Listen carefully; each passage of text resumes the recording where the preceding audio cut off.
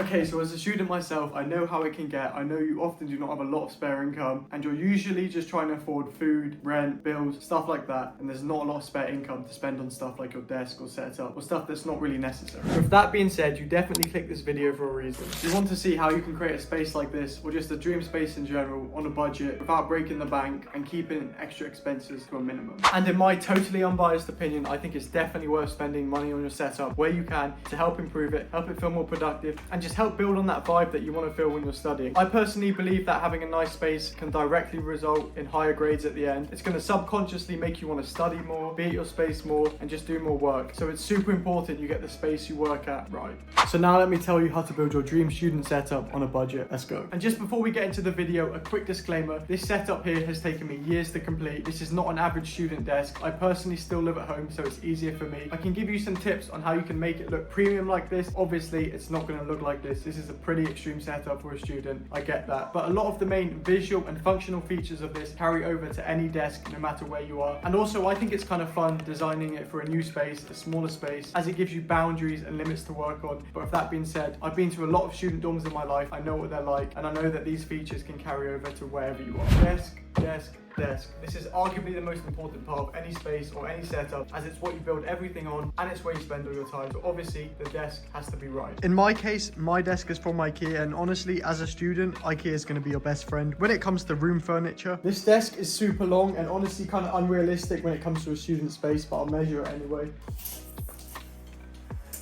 So just for reference, if you wanted to know, my desk is 200 centimeters long, or 2 meters long, as you can see. And this, to be honest, 99% of the time is going to be way too long for a student room. But if you go on the IKEA website, you will see that you can actually get a 140 centimeter variant, which is much more reasonable. It comes with the drawers too, and the legs, all for £100 total, which is a full package. Honestly, is a really good deal. If you look at desks anywhere else, they're way more expensive. And for a student, this is really good. Now, with that being said, I know that a lot of spaces and a lot of accommodation comes with a desk already installed, already in the room. And I'm going to show you some simple tips and tricks on how you can aesthetically lift the desk. You know, if you don't like the design, a lot of the time they're pretty functional, they don't look that good, but I'm going to show you some tips and tricks on how you can change the look of them easily. The keen-eyed viewers have probably noticed that my desk looks different right now. It's looking a bit empty and plain. That's why I'd recommend an extra long mouse pad like this one I've got here. As I spoke about earlier, a lot of places have a pre-installed desk which you may not like the design of, and that's why this comes in so handy. Because just like this, the whole aesthetic of the desk changes. These mouse pads literally cost less than a McDonald's meal, and it's instantly changed the whole look of the desk. It's just the perfect way of covering up an ugly desk, and it's so cheap and helps so much. And even if you're not a gamer, I think it's nice just having a soft surface, nice contrast to the desk, and just helps overall. And attached to the desk, I'd also recommend getting a drawer unit, as I showed earlier, just because it's nice to have storage directly by you so you can quickly access stuff, maybe like pens, pencils. I've just got a bunch of random stuff, like this MacBook case. And speaking of MacBooks, you're going to have to decide how you're going to power your setup and what you're going to study on. And I think for 99% of students, the answer is going to be a laptop. In my case, I actually have both. I have a laptop for when I'm mobile and traveling somewhere, when I'm at uni campus, but I don't think anyone really wants to take a whole desktop PC to their accommodation. So I'll show you the next best thing you can do. If I was in the position of where I couldn't have a whole PC, I would definitely just have a laptop setup. I personally like Apple products, but I know for a lot of courses and a lot of studying, they don't actually recommend Apple. They recommend you getting a Windows-based system, but it doesn't really matter. Same rules apply. But I'll show you my top trick on how you can have this go like this. I've got a 13-inch MacBook Air M2, and if you still want a good laptop in 2025, you can pick these up for like $600, £500 now, which is a really good deal. It's still got an M2 chip. This will do everything you need it to, and it's the 13-inch, so it's compact and you can take it to lectures easily. And because the screen isn't very big, this is what I do. Not a lot of people know you can do this, but you can actually connect these to a monitor screen and have this acting like a PC and just use a monitor and not even have to use this, or you can even use this as a second monitor. It's a bit simpler on Windows. You just connect the HDMI to the HDMI port here. On Mac, I'll show you what you can do. First off, you're going to want to get one of these. I literally bought this just for the purposes of this video, so if you could like it and subscribe, that would really mean a lot and help the channel out. So this is just a USB-C Mac hub.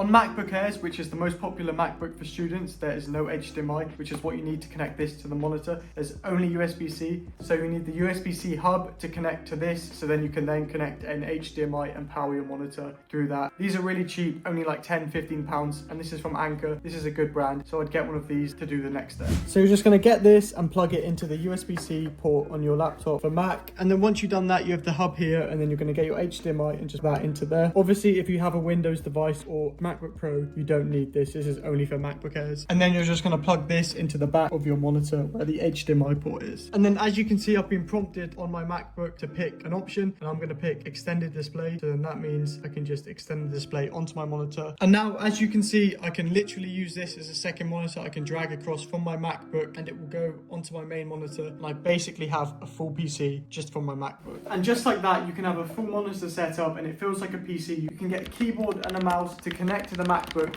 and you can have a full PC setup just with the laptop, and all you need to buy is a monitor. And this is so worth it. I think it's so helpful having the extra screen when studying. You can put notes on this one, music up here, whatever you want to do. I think this is a game changer when it comes to studying. I think every student, if they can, should purchase a monitor so you can have the full benefits of having a laptop and dual screens. And for those of you who think a monitor is super expensive, it's not. As you can see, you can get some perfectly fine ones here with good reviews. £79, £74, £71. All of these will be perfectly good for watching videos, studying. They won't be the best for gaming, but obviously as a student, you're not really going to be prioritizing most of the time gaming. And if you do, you'll probably have a console or something for that anyway. But for this price, having the ability to have two screens is a game changer for a student, and I recommend anyone to do this if they can. And finally, I'm going to be talking about sort of the finalizing touches on how you can make the space feel better.